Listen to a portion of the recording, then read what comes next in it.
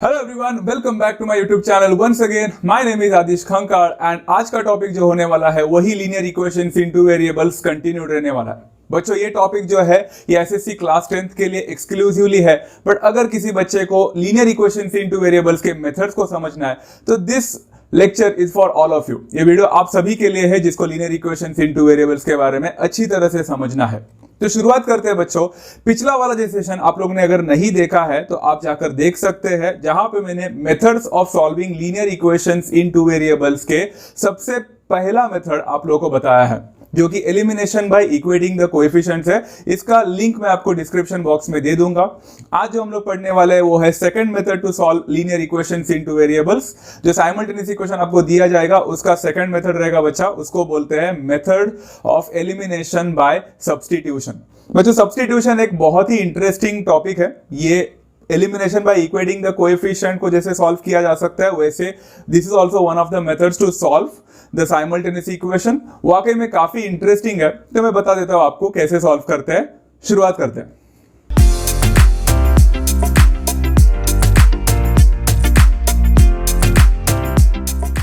Now elimination by substitution का मतलब क्या होता है बच्चों? यहां पे भी आप वेरिएबल को एलिमिनेट करने वाले हो। मतलब in this method we are going to eliminate one of the variables. याद करो बच्चों, वहां पे भी दो वेरिएबल होते हैं हमारे पास linear equation in two variables में। उसमें से कोई एक वेरिएबल को आपको हटाना है, आपको एलिमिनेट करना है। अब वो आपकी मर्जी है कि आपको x को एलिमिनेट करना है या y को एलिमिनेट करना है, कंप्लीटली योर चॉइस। बट हाँ, इस बार आप एलिमिनेट करते वक्त याद करो बच्चों, उस मेथड में elimination by equating the coefficient में आपने वेरिएबल को एलिमिनेट कैसे किया था? कोएफिशिएंट्स को सेम करके, राइट बच्चों, याद है? तो यहां पे भी हम लोग एलिमिनेट करने वाले हैं one of the variable, but इस टाइम हम लोग कोएफिशिएंट को सेम नहीं करने वाले, रादर हम लोग एक मेथड यूज करने वाले हैं कॉल्ड एज सब्स्टिट्यूशन। अब ये मेथड होता क्या है एंड ये मेथड में क्या किया जाता है, सब्स्टिट्यूशन मतलब क्या, ये सारी चीजें आपको अगर समझना है तो हम लोग को यहाँ पे एक सिंपल सा एग्जांपल लेना पड़ेगा।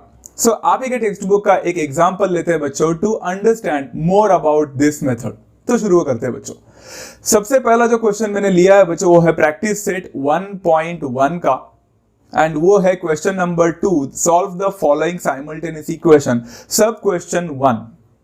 The question says x plus 7y is equal to 10 and 3x minus 2y is equal to 7. बच्चों नाउ ध्यान से सुनना, मैं यहाँ पे 3 क्वेश्चंस लेने वाला हूँ, 3 प्रॉब्लम्स आपको समझाने वाला हूँ, बट आपको सबसे पहले प्रॉब्लम को अच्छी तरह से समझना काफी इंपॉर्टेंट है। आपको अगर पहला मेथड समझ में आया तो बाकी के 2 मेथड आपको, मतलब सबसे पहला क्वेश्चन आपको समझ में आया तो बाकी के 2 क्वेश्चन आपको आसानी से समझ में आ जाएगा। That will literally be more easier for you to understand. Okay fine. तो सबसे पहला क्वेश्चन है x plus 7y is equal to 10। मैं इसको इक्वेशन नंबर 1 मार्क करता हूं, and then I have 3x minus 2y is equal to 7। मैं उसको इक्वेशन नंबर 2 मार्क करता हूं। ये तो हमने पहले भी किया था, ये यहां पे भी किया जाएगा। Now listen to me very carefully, ध्यान से सुनना बच्चों। ये इक्वेशन में आपको ऐसा इक्वेशन ढूंढना है जहां पे आपके वेरिएबल का कोएफिशिएंट 1 हो। नजर ढूंढो बच्चों, यहां पे दोनों इक्वेशन में ऐसा कौन सा इक्वेशन है जहां पे किसी भी एक वेरिएबल का कोएफिशिएंट एटलीस्ट 1 तो होना चाहिए, 1 होना चाहिए। ढूंढो कौन सा है। राइट बच्चों, you have already guessed it. Equation number 1 को देखो बच्चों, x plus 7y is equal to 10 में अगर देखोगे तो x जो दिख रहा है उसका कोएफिशिएंट 1 है। तो आपको ऐसा इक्वेशन उठाना है जिसके पास ऐसा वेरिएबल हो जिसका कोएफिशिएंट 1 होना चाहिए। मिला बच्चों? तो यस, वो इक्वेशन नंबर 1 था, इसलिए मैं कंसीडर करूंगा इक्वेशन नंबर 1। अगर आप बोलोगे सर इक्वेशन नंबर 2 में भी ऐसा कोई एक वेरिएबल होता जिसके पास कोएफिशिएंट 1 होता तो क्या करते? इक्वेशन नंबर 1 को कंसीडर करते या 2 को? तब आपकी मर्जी है बच्चों, या तो आप 1 को कंसीडर कर सकते, नहीं तो 2 को, कंप्लीटली योर चॉइस। यहां पे मुझे इक्वेशन नंबर 1 में दिखा, मैंने इक्वेशन नंबर 1 को कंसीडर किया। सिंपल है, फाइन। तो इक्वेशन नंबर 1 क्या बोल रहा था? x plus 7y is equal to 10। ये मेरा इक्वेशन नंबर 1 था। अब सेकेंड स्टेप को ध्यान से सुनना बच्चों। सेकेंड स्टेप ये होता है कि जैसे ही आपको ये जो इक्वेशन आपने लिखा है x plus 7y is equal to 10, वहां पे कौन सा वेरिएबल था जिसका कोएफिशिएंट 1 था? x, right? उसको लेफ्ट में ही रखोगे एंड जो बाकी वाला जो टर्म है उसको राइट में शिफ्ट करोगे। मतलब x plus 7y is equal to 10 में आप x को लेफ्ट में ही रखोगे और 7y को राइट में शिफ्ट करोगे। तो 7y राइट में जाएगा तो क्या हो जाएगा बच्चों, -7y। सो आपका इक्वेशन कुछ इस हिसाब से दिखेगा, x is equal to 10 minus 7y। And जैसे ही आपको ये इक्वेशन मिल जाता है आप मार्क करोगे इसको इक्वेशन नंबर 3। बच्चों समझ में आ रहा होगा आपको, शायद से सब कुछ इजी लग रहा होगा। दो इक्वेशन थे, कोई एक इक्वेशन उठाया जिसका वेरिएबल का कोएफिशिएंट 1 होना चाहिए, वो इक्वेशन नंबर 1 निकला। फिर मैंने उसी इक्वेशन को उठा के जिसका कोएफिशिएंट 1 था उसको उधर ही रखा एंड दूसरे वाले टर्म को राइट हैंड साइड में शिफ्ट कर दिया। मैंने इसको इक्वेशन नंबर 3 मार्क कर दिया। यहां तक सबको समझा होगा? ग्रेट। अभी हम लोग क्या करने वाले हैं बच्चों, हमारे पास 3 इक्वेशंस है। तो वो जो थर्ड इक्वेशन जो मुझे मिला है अभी, आप देख सकते हो ध्यान से, वो जो थर्ड इक्वेशन है वो एक तरह का आपको x का वैल्यू दे रहा है, x का एक आंसर दे रहा है, but in terms of y। x is equal to 10 minus 7y, मतलब एक x का एक वैल्यू मिल रहा है आपको 10 माइनस 7y के फॉर्म में। ये जो आपको आंसर मिला है, ये जो आपको एक छोटा सा x का एक आंसर मिला है इन टर्म्स ऑफ y, अब इक्वेशन नंबर 3 में जो मिला है आपको उसको सब्स्टिट्यूट करना है कोई भी दो इक्वेशन में। बट बच्चों आपके सामने जो दो इक्वेशन थे, equation number 1 and equation number 2, उसमें आप लोगों ने ऑलरेडी इक्वेशन नंबर 1 को कंसीडर कर लिया। तो अगर आप लोग ने उसको कंसीडर कर ही दिया है, आप उसको फिर से नहीं ले सकते। तो बचा हुआ कौन सा इक्वेशन है आपके पास? Equation number 2। तो आपको क्या करना है मालूम है बच्चों, सब्स्टिट्यूट करना है इक्वेशन नंबर 3 को इक्वेशन नंबर 2 के पास, क्योंकि इक्वेशन नंबर 1 ऑलरेडी कंसीडर हो चुका है। सिंपल है। तो substituting equation number 3 in equation number 2।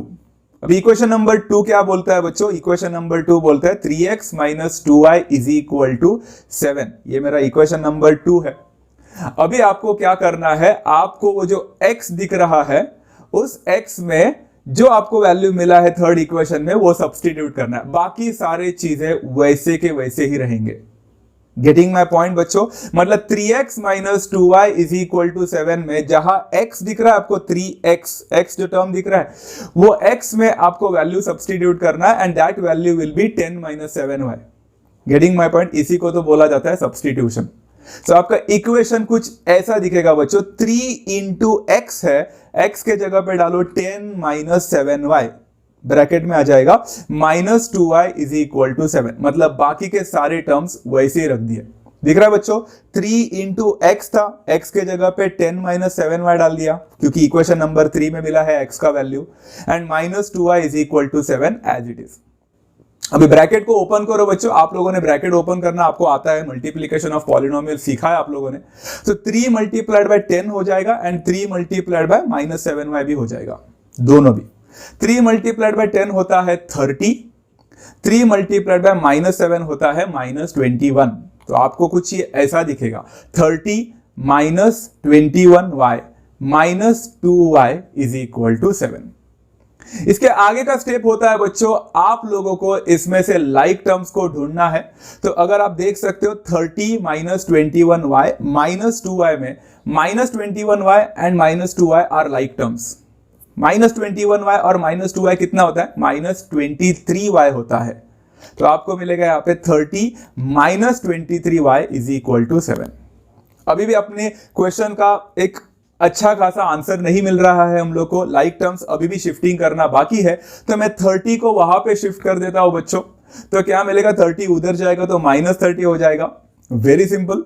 So that means आपको यहां पे क्या मिलने वाला है? This will be minus 23y is equal to 7 minus 30। दिख रहा है? माइनस 23y वहीं पे है एंड 30 को उधर लेके गया तो माइनस 30 हो गया।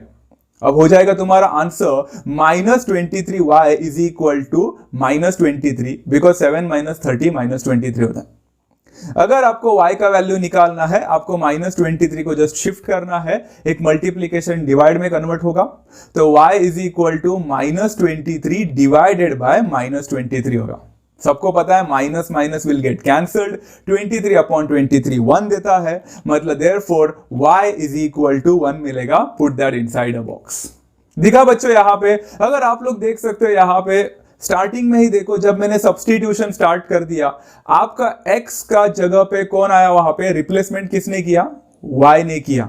मतलब कैन आई से this method eliminated the x with the help of a substitution.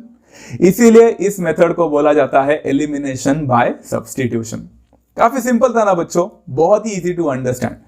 अभी बच्चों सब लोगों को पता है, यू नो द ड्रिल। इसके आगे का स्टेप आपको पता है। जैसे ही एक वेरिएबल का आंसर मिल जाता है, वैल्यू मिल जाती है, तो हम लोग को दूसरा वैल्यू कैसे मिलता है, very good, bye substituting this value of the variable in any equation of your choice. या तो आप इक्वेशन नंबर 1 में डाल सकते हैं, नहीं तो 2 में डाल सकते हैं, नहीं तो 3 में डाल सकते हैं। बट बच्चों यहां पे आप कोई भी इक्वेशन में डाल सकते हैं, आपकी मर्जी है। बट आपको एक छोटा सा सजेशन दूंगा, ये मेरा ओपिनियन है फ्रॉम माय साइड आपके लिए, कि सब्स्टिट्यूशन वाले जो मेथड में आपको जब भी एक वेरिएबल का आंसर मिलेगा, भले ही आप तीनों इक्वेशन में डाल सकते हो, मेरा suggestion to all of you is equation number 3 में ही हमेशा डालना। ये कोई जबरदस्ती नहीं है, बट एक छोटा सा हिंट है आप लोग के लिए। जहां पे आप जब भी इक्वेशन नंबर 3 में डालोगे तो आपको आंसर तुरंत मिल जाएगा। ट्राई करना चाहते हो, लेट्स सी। ये जो y का वैल्यू 1 मिला है, मैं इक्वेशन नंबर 1 में नहीं, इक्वेशन नंबर 2 में भी नहीं, 3 में डालने की कोशिश करूंगा। यहां पे इक्वेशन नंबर 3 क्या है बच्चों, x is equal to 10 minus 7y। तो मैं क्या करूंगा, substituting y is equal to 1 in equation number 3, जो कि x is equal to 10 minus 7y है। अभी देखो बच्चों, y का वैल्यू 1 है, तो therefore x will be equal to 10 minus 7 into 1 होगा। एंड 7 इंटू 1 होता है बच्चों 7, तो 10 माइनस 7 हो जाएगा x का वैल्यू। एंड आपको x का वैल्यू तुरंत उधर ही मिल रहा है, therefore x is equal to 3। Did you see that part? आपको ना शिफ्टिंग करने की जरूरत पड़ी, ना आपको डिवाइड करने की जरूरत पड़ी, कुछ भी नहीं, आपको x का वैल्यू डायरेक्ट मिला। एंड बिकॉज आप लोगों ने उसको इक्वेशन नंबर 3 में सब्स्टिट्यूट किया। आप चाहो तो इक्वेशन नंबर 1 और 2 में ट्राई करके देख सकते हैं बच्चों, आपको यही आंसर मिलेगा। बट उसमें आपको शिफ्टिंग वगैरह करना पड़ेगा, मुश्किलें हो सकती है, प्रॉब्लम्स भी हो सकता है। बट अगर आपको ट्राई करना है, you can definitely try. Final statement लिखना ना भूले बच्चों, the solution of the given simultaneous equation is x, y that is equal to 3, 1, क्योंकि x का वैल्यू 3 है।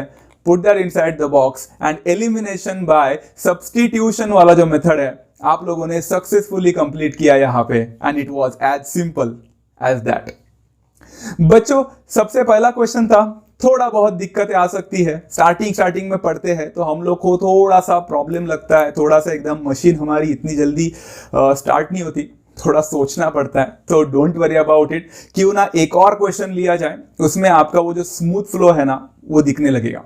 चलो let's take one more question बच्चों। प्रैक्टिस सेट 1.1 का ही क्वेश्चन लिया है, क्वेश्चन नंबर 2 ही है। एंड उसमें है सब क्वेश्चन नंबर 4, जो कि है 5m minus 3n is equal to 19, जो कि मैं बोलूंगा equation number 1। And m minus 6n is equal to -7, जिसको मैं बोलूंगा इक्वेशन नंबर 2। काफी सिंपल है। ओके, हमने पहले क्या सीखा बच्चों, जैसे मुझे इक्वेशन नंबर 1 दिखेगा, इक्वेशन नंबर 2 दिखेगा, हम ऐसा कौन सा इक्वेशन की तलाश करेंगे, यस, जिसमें वेरिएबल हो जिसका कोएफिशिएंट 1 होना चाहिए। बच्चे यहाँ पे ऐसा कौन सा इक्वेशन है जिसके पास वेरिएबल है जिसका कोएफिशिएंट 1 है? एग्जैक्टली बच्चों, इक्वेशन नंबर 2 को देखो, वहां पे m करके वेरिएबल है जिसका कोएफिशिएंट 1 है। तो पिछले सम में हमने कंसीडर इक्वेशन नंबर 1 लिया था, क्योंकि तभी वैसा सिचुएशन था। अब यहां पे हम लोग को कौन सा इक्वेशन को कंसीडर करना पड़ेगा, कंसीडर इक्वेशन नंबर 2। अभी आ रहा है बच्चों, पटरी पे आ रही है, सब कुछ समझ में आ रहा है, great. m minus 6n is equal to -7, जो कि हमारा इक्वेशन नंबर 2 है, मैंने उसको लिख लिया। इसके बाद में हम लोग क्या करने वाले थे बच्चों, यस, जिसका कोएफिशिएंट 1 है उसी को लेफ्ट में रख के बाकी सारे चीजों को राइट में शिफ्ट करेंगे। यहां पे जो कचरा है -6n, उसको डंप कर दो राइट में, तो व्हाट विल हैपन, +6n बनेगा। मतलब therefore m is equal to -7 plus 6n हो जाएगा। काफी सिंपल है ना बच्चों, इसको मार्क करना इक्वेशन नंबर 3। ग्रेट, अभी आपको फिर से इक्वेशन मिल चुके हैं, इक्वेशन नंबर 1, 2 एंड 3। आपको ये जो थर्ड इक्वेशन है इसको सब्स्टिट्यूट करना पड़ेगा फिर से। बट बच्चों याद करो हमने क्या किया था, हमें ये जो थर्ड इक्वेशन मिला है इसको कोई भी एक इक्वेशन में तो सब्स्टिट्यूट करना है, बट कौन से इक्वेशन में सब्स्टिट्यूट करना है ये हमने अभी अभी देखा था। यस बच्चों, जो इक्वेशन कंसीडर ऑलरेडी कर चुके हैं हम लोग, उसमें हम सब्स्टिट्यूट नहीं कर सकते। मतलब कंसीडर इक्वेशन नंबर 2 बोला है यहां पे, we can't substitute this third equation in second equation, हो ही नहीं सकता। तो हमें सब्स्टिट्यूट करना पड़ेगा third equation in which equation बच्चों? यस, इक्वेशन नंबर 1 में करना पड़ेगा। तो इक्वेशन नंबर 1 क्या है बच्चों? यहां पे 5m - 3n is equal to 19। आपको यहां पे इक्वेशन नंबर 3 का जो वैल्यू मिला है उसको सब्स्टिट्यूट करना है बच्चों। m यहां पे इक्वेशन नंबर 3 में m का वैल्यू मिला है, तो हमें m के जगह पे जो भी वैल्यू मिला है उसको सब्स्टिट्यूट करना पड़ेगा। धीरे धीरे आराम से स्लोली सब्स्टिट्यूट करना। बाकी सारे चीजें जो सब्स्टिट्यूट नहीं कर सकते उसमें कुछ भी मत करना। जैसे 5m - 3n is equal to 19, आपको 5 को वैसे ही रखना है। उसके बाद m आया, m के जगह पे आपको वैल्यू डालना है। क्या डालनी है बच्चों? m के जगह पे आएगा -7 + 6n, फिर -3n इज इक्वल टू 19। वो सारे चीजें वैसे के वैसे रहेंगे। आपका इक्वेशन कुछ ऐसा दिखेगा। देखो बच्चों, 5 इंटू एक ब्रैकेट नजर आता हुआ दिखेगा, वो ब्रैकेट -7 + 6n है जो कि m का वैल्यू है, थर्ड इक्वेशन में मिला। फिर -3n as it is, 19 as it is. Very simple to understand, right ना बच्चों? ब्रैकेट को ओपन करो, सारे स्टेप्स अभी सेम है, कुछ भी अलग नहीं है बच्चों। यहाँ पे सारे steps will be the repeating one. ये 5 मल्टीप्लाइड बाय -7 होगा -35, एंड 5 मल्टीप्लाइड बाय 6n होगा +30n। तो इधर कुछ ऐसा दिखेगा बच्चों, -35 + 30n -3n is equal to 19। Like terms को सॉल्व करो बच्चों। लेफ्ट हैंड साइड में कुछ लाइक टर्म्स दिख रहे हैं आपको, वो है 30n - 3n, जो कि आपको +27n देगा।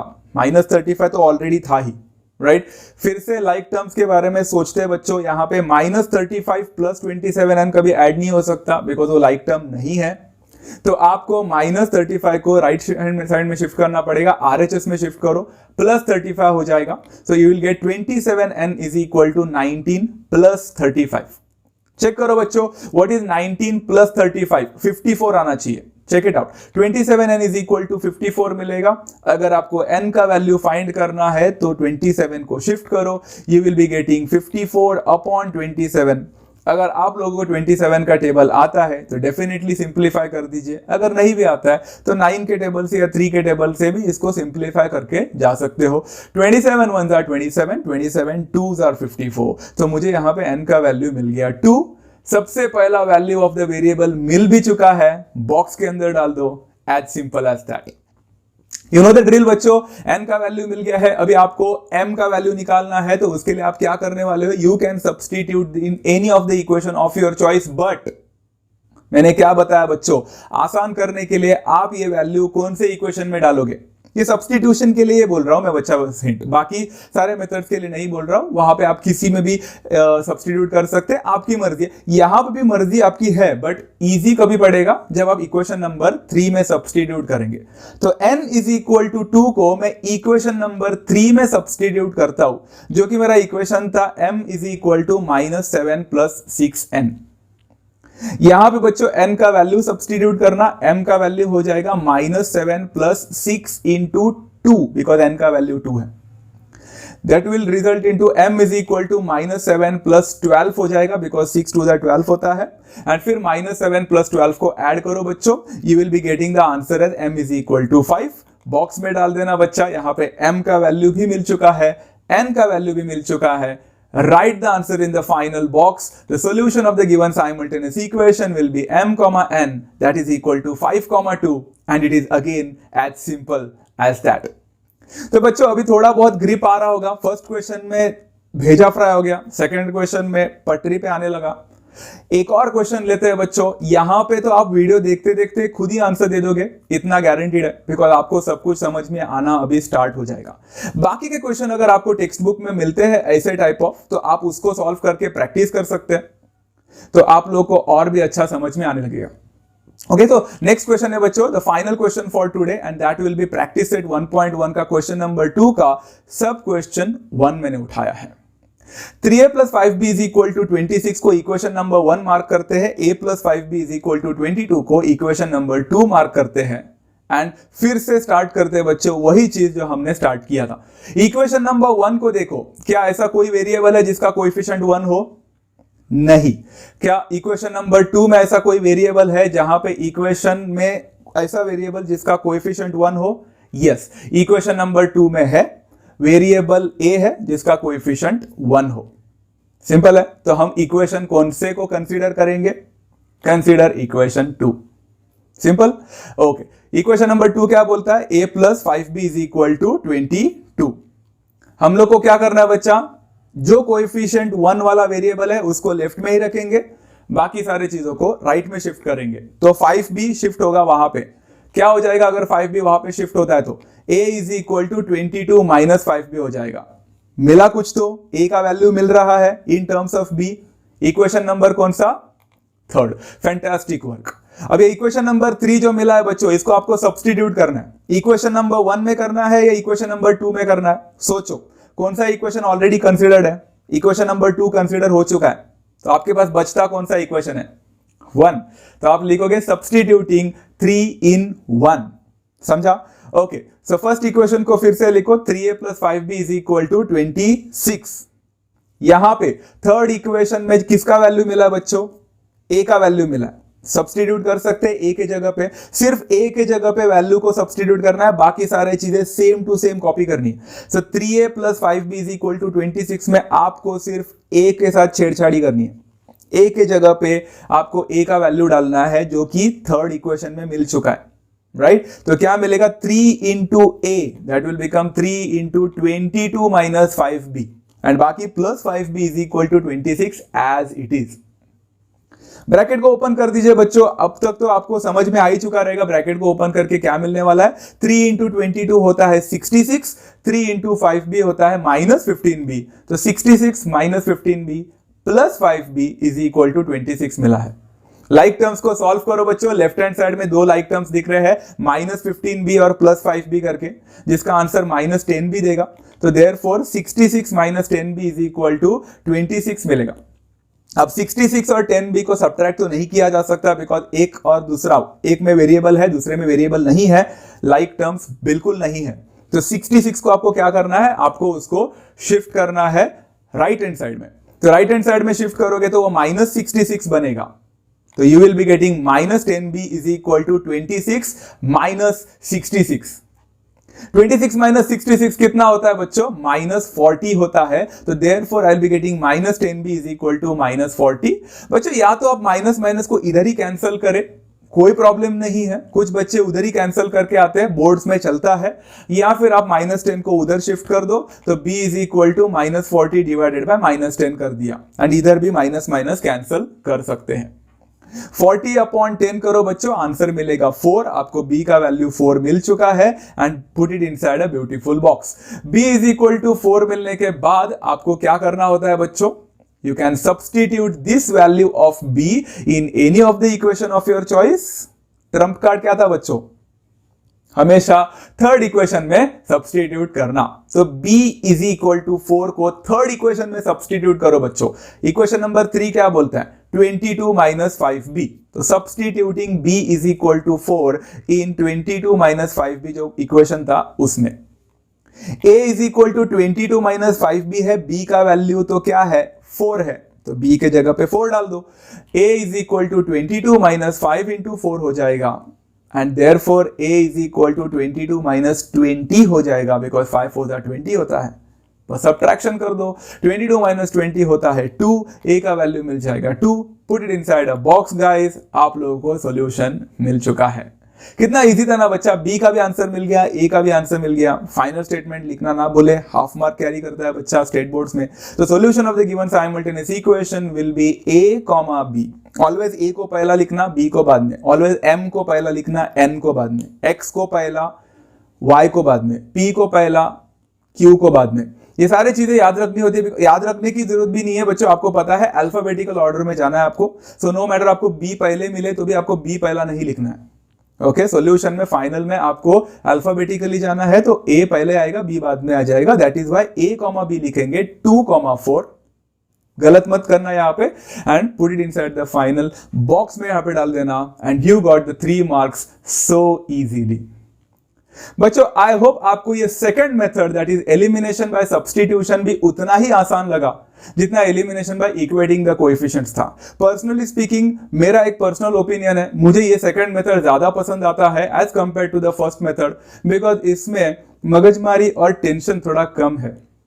क्योंकि फर्स्ट मेथड में आपको काफी सारी चीजें करनी पड़ती है, कोएफिशिएंट को सेम करना, फिर साइंस को देखना, फिर ऐड करना या सब्ट्रैक्ट करना, फिर वैल्यू निकालना and many much more. But यहाँ पे ऐसा कुछ चीजें नहीं होती, आपको सिर्फ एक इक्वेशन को उठाना होता है, थर्ड इक्वेशन बनाना होता है एंड सब्स्टिट्यूट करना होता है। तो पर्सनली स्पीकिंग मुझे ये मेथड पहले से काफी पसंद आया है, बट आपको जैसे कौन से भी मेथड में जाना है जा सकते हैं। यहाँ पे जैसे लिखा है सॉल्व द साइमल्टेनियस इक्वेशन, तो एग्जाम में अगर कोई मेथड मेंशन नहीं किया जाता, you can do with any method of your choice, marks मिलेंगे। So simple, right. I hope बच्चों आज का मेथड भी और आज का वीडियो भी आपको उतना ही एक नॉलेजेबल लगा होगा, उतना ही आपको समझा होगा जितना पिछले वाले मेथड में भी समझा है। तो अगर आपको ये समझा है तो do subscribe to my channel. ऐसे ही और इंटरैक्टिव और नॉलेजेबल सेशंस में आपके लिए लेके आऊंगा, जहां पे हम लोग और लीनियर इक्वेशंस के बारे में दूसरे मेथड्स भी पढ़ेंगे। And do share this video as much as you can to all the people that you know. And अगर जेन्युइनली आपको ये वीडियो पसंद आया होगा तो एक लाइक बटन भी दबा देना, वहां पे बहुत अच्छा लगेगा। थैंक यू सो मच बच्चों, do take care of yourself, love you all, thank you so much and मिलते हैं नेक्स्ट सेशन में। तब तक टेक केयर, बाय।